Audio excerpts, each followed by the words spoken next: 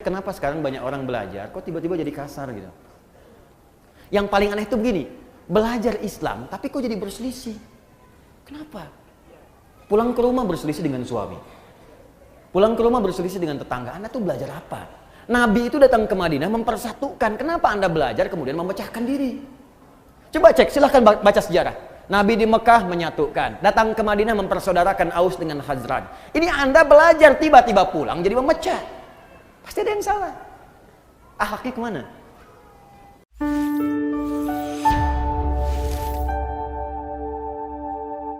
Apa penyebab orang belajar tidak melahirkan akhlak? Penyebab yang pertama, tidak lurusnya niat karena Allah.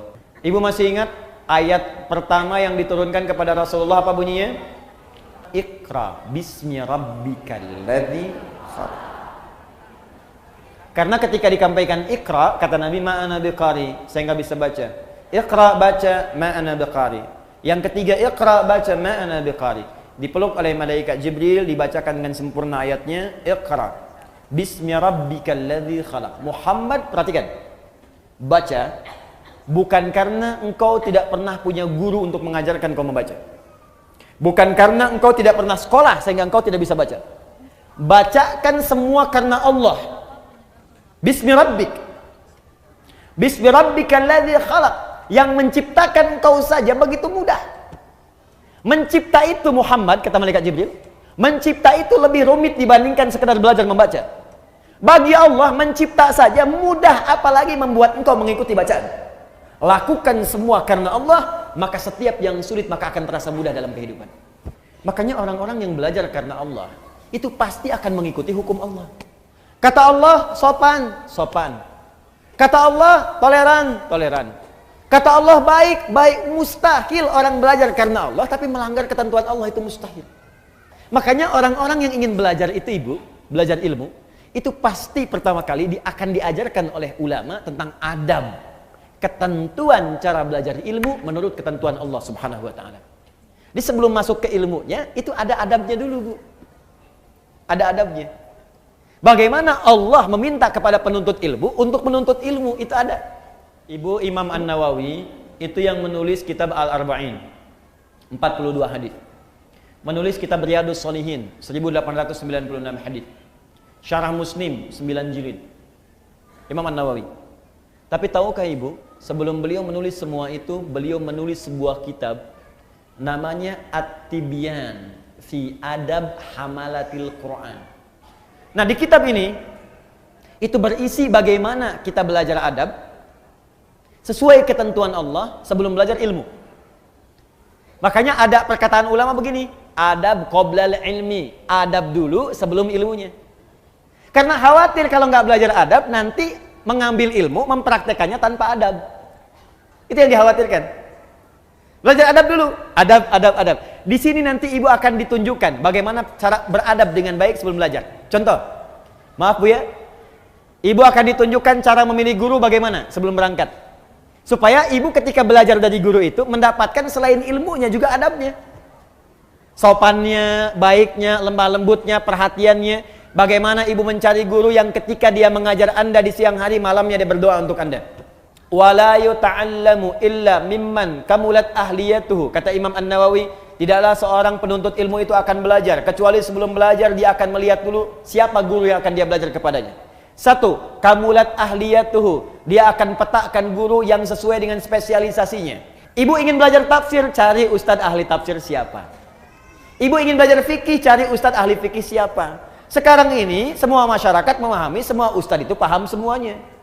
Sehingga ketika ingin belajar tafsir, datang ke ustadznya ahlinya ahli hadis, gak nyambung.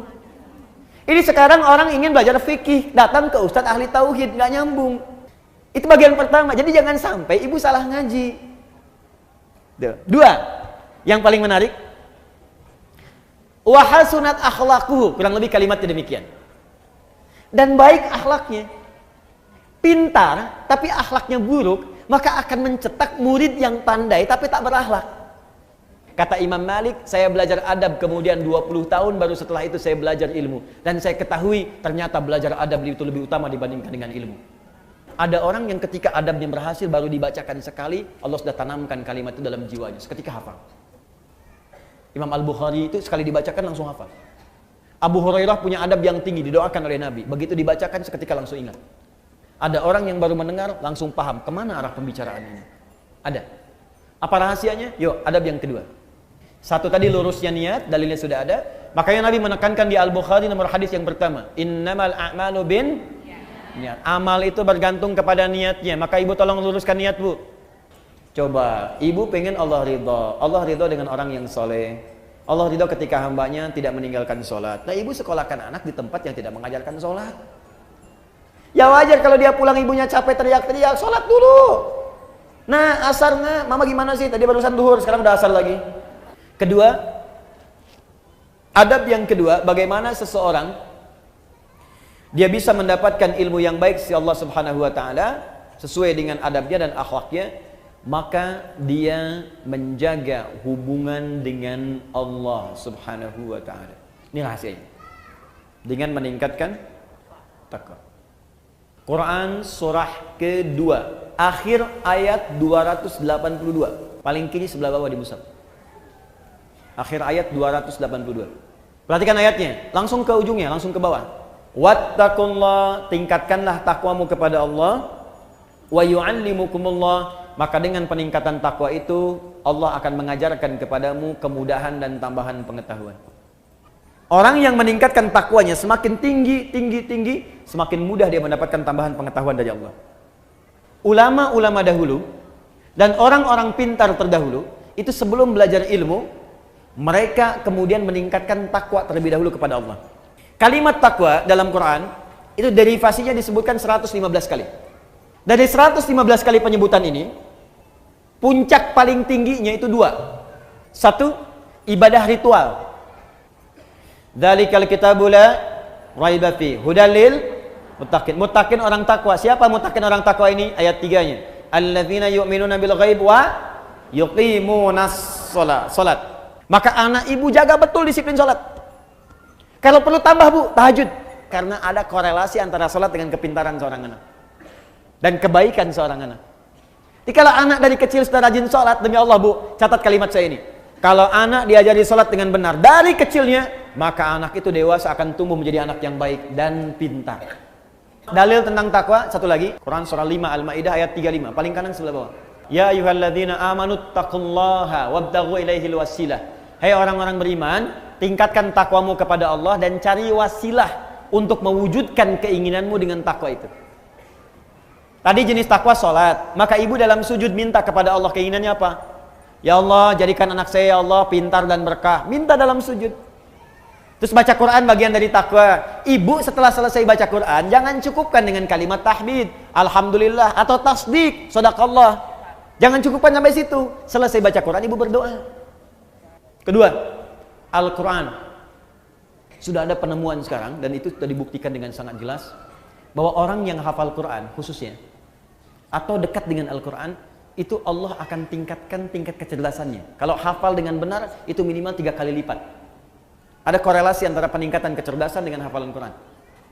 Ibu cari Murattal 30 juz.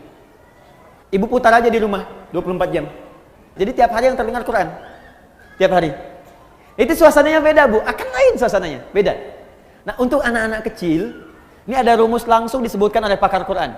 Kalau dia baru terlahir, di usia setiap bulannya, maka putarkan Al-Quran setiap juz setiap bulan. Berurut. Misal, bulan pertama dia lahir, 30 hari misalnya, Al-Baqarah aja. Bulan kedua, Ali Imran. Bulan ketiga, terus, sampai ke An-Nisa, terus. Ya, misal, itu bukan surat, maaf, juz. Juz 1, Al-Fatihah sampai 141. Juz 2, 142 sampai 253. Juz ketiga, ya 253 sampai dengan Ali Imran ayat ke-92. Terus juz 1, juz 2, juz 3 sampai juz 30. Jadi begitu anak itu usia 30 bulan, dia sudah mendengar 30 juz. Dan bayi itu fungsi pertamanya pada pendengarannya, bukan pada penglihatannya. 24 bulan 2 tahun, 6 bulannya setengah, 2 tahun setengah, dia sudah mulai bisa bicara. Dan dia sudah menghimpun di memorinya 30 juz Al-Quran. Anak itu, ini sepakat para pakar Quran, hanya tinggal diajarkan menghafal Quran 6 bulan, hafal Quran 30 juz. Di 3 tahun anak itu sudah hafal 30 juz. Itu yang dilakukan oleh orang tuanya Fajar dulu. Begitu dikasih ASI, bacakan. Ternyata saat dia bisa bicara 3 tahun, yang keluar di mulutnya Quran. Dicek, panggil guru dicek, Allahu Akbar. Ternyata dicek, 4 tahun sudah hafal Quran 30 juz. Nanti antara hafalan Quran, karena Quran itu punya kurang lebih 52.000 kosakata. Penelitian menunjukkan orang yang banyak hafal kosakata itu akan berpengaruh pada wawasan. Nah itu kalau menghafal Qurannya benar Bu, itu bisa dipakai memori untuk menghafalkan pengetahuan yang lain. Belajar fisika, begitu disampaikan masuk, dibutuhkan keluar cepat. Biologi, dihafalkan masuk, keluar cepat. Makanya orang Islam dulu, itu walaupun mereka ahli biologi, matematika, bahkan kedokteran, itu rata-rata semua penghafal Quran. Amalan terakhir yang ketiga, rajin bersedekah. Rasulullah SAW, Masya Allah, itu kalau sedang mengajar juga demikian, rajin sedekah. Nabi itu bisa ribuan kali umrah. Tapi dalam hidupnya hanya sekitar 3-4 kali saja. Ya, bisa berkali-kali haji, tapi tidak semua setiap musim haji datang. Apa yang beliau lakukan? Ternyata diantaranya mengajar para duta-duta mahasiswa yang datang dari luar. Abu Hurairah, Salman Al-Farisi, sahabat yang lain. Tinggal, siapa yang ngasuh, yang biayai? Nabi. Di mana? Di sisi Masjid Nabawi. Ada supah namanya. Ya, ibu silahkan. Ya, misalnya kan ibu ada kewajiban zakat, keluarkan, kalau itu wajib. Ada infak itu ibu niatkan atas keinginan yang ibu dapatkan. Kalau pahala jelas, ibu ikhlas, pahala dapat. Tapi sertakan di situ keinginannya mau apa. Ya, misal ibu sedekah nih, saya pengen bantu untuk yang di Pekanbaru, pengen bantu untuk yang di Riau. Ya Allah, jadikan dengan sedekah ini yang di Riau, ya Allah, mendapatkan kemudahan. Dan dengan kemudahan itu jadikan keluargaku mendapatkan rahmat darimu. Jadikan kemudahan itu sebagai kemudahan ilmu bagi anak cucuku. Boleh. Itu dalilnya banyak. Makanya banyak orang bersedekah oleh Nabi kemudian diluruskan. Di antaranya lurus untuk mengarahkan keinginannya. Ya Rasulullah, bolehkah aku bersedekah untuk ibuku yang telah wafat? Boleh. Dia bersedekah diniatkan untuk ibunya yang wafat. Pahalanya mengalir. Baik, maka ibu sekalian, dan sedekah terbaik tidak harus dengan menggunakan materi. Sedekah itu setiap amal soleh yang bisa dikerjakan. Berdoa. Saya doakan ibu, ibu pun doakan saya. Murid doakan guru, guru doakan murid, itu sedekah yang paling bagus. Nanti insya Allah keberkahan Allah turunkan, langsung Allah yang berikan. Mungkin tidak harus dari saya, mungkin dari guru-guru yang lain.